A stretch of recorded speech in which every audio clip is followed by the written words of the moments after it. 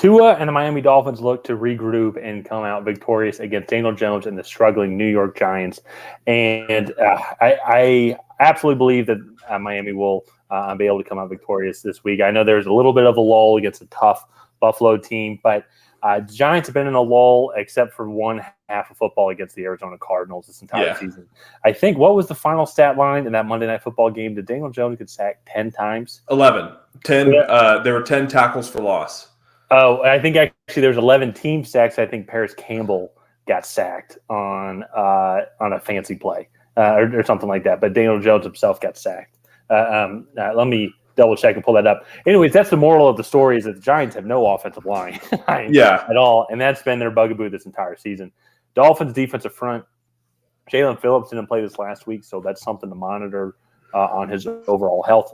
Even then, though, I mean, Ryan, what chances do you give the Giants here in this game? Slim to none.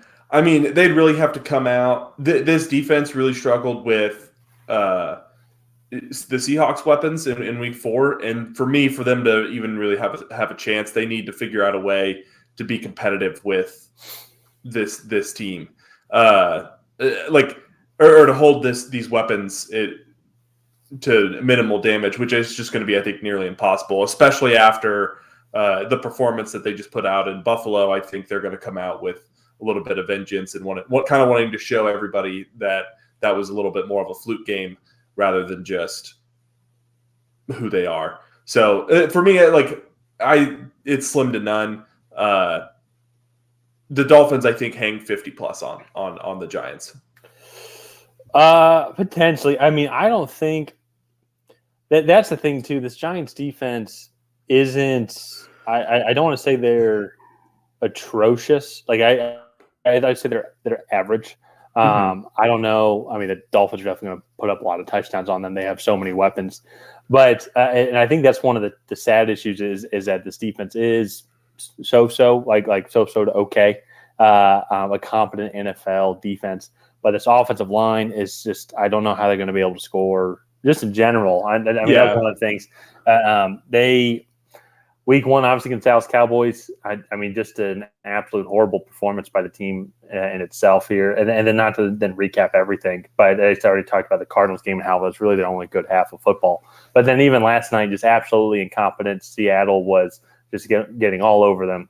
And it was 11 total sacks for a team. Daniel Jones got sacked 10 times specifically. Yeah. Paris Campbell got 1. And I think that makes them the most sacked team, tied with the Washington Commanders, who I think had 7 sacks against the Bills against them, and several more also on top of that in several other games. So that is just honestly the biggest bugaboo. And we've preached this. I know I have, at least. I'm a big trench warfare guy. You got to win in the trenches. And the Giants are just doing absolutely nothing to win those battles at all. Andrew Thomas didn't play last night. Saquon Barkley also didn't play last night. So it is almost just a kind of, they're just sending guys at will, knowing that Daniel Jones has no time to throw. And to be honest, I know there's a bunch of fair criticism probably Daniel Jones and his performance. He needs to be trying his best, but also to defend him a little bit, he's kind of running for his life. I mean, he just has no time really back there. Feels like nobody's getting open either. It's just, they don't have that offensive creativity, it seems, yet this season that they had towards the second half of last year. And it's still early on. It's only been 4 games, but I feel like Miami's already found that offensive creativity, and they are going to be able to score close to whenever they want, essentially. Yeah, that was the thing, too, especially as that game wore on. Seattle might have struggled a little bit, I think, in the first half to move the ball, but then come the second half, there really wasn't any pushback, I think, from this Giants defense. Especially, I think, Seattle, they have a really dynamic offense, but it's, to me, what Miami poses as a threat. I mean, they spread you so far out from sideline to sideline, and then they do such a good job setting you up for kill shots, and it's what Miami's doing is a whole nother level, I think, than the rest of the NFL. So that, for me, I really think that Miami is going to come in and kind of put a shellacking on the Giants. Let's get into predictions here real quick. if it's not obvious, I'm going with the Dolphins. I'm going to say I won't quite go 50. I'm going to say 49-24. I just think that this Miami Dolphins offense is just going to be way too dynamic for the Giants to keep up with. And the Giants, they're going to make mistakes trying to keep up with what this Dolphins offense can do. So my only problem with that, what's shocking about it, is that you think the Giants are going to score 24 points. I mean, that's what I think. In fairness, this Dolphins defense is not very good, especially if Jalen Phillips has been out for the last 3 weeks, and he's by far their best defensive player. Let me look up here. I mean, they are giving up a lot of yards. They have one of the weaker passing defenses in yards per game.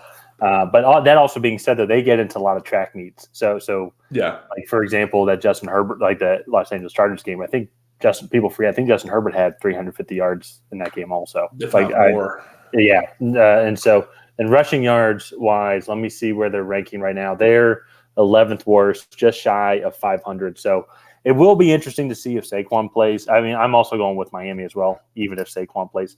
But if Saquon plays, there just is that level of extra dynamic that this Giants offense has. But in general, though, still he has nobody blocking for him. So I'm going with Miami also. I'll probably lead something a little bit more conservative, maybe like a 34-17 type victory. Okay. Yeah, I mean, all in all, I just think Miami's the better team here. The Giants, I think they've done a decent job assembling some parts right now. Like you look at Jalen Hyatt, I think he's had successful moments so far. Isaiah Hodgins is doing well. Saquon Barkley, though, is their best offensive player, and he's been injured. And then you look in the trenches where they're really struggling. They're missing Andrew Thomas, their best offensive lineman.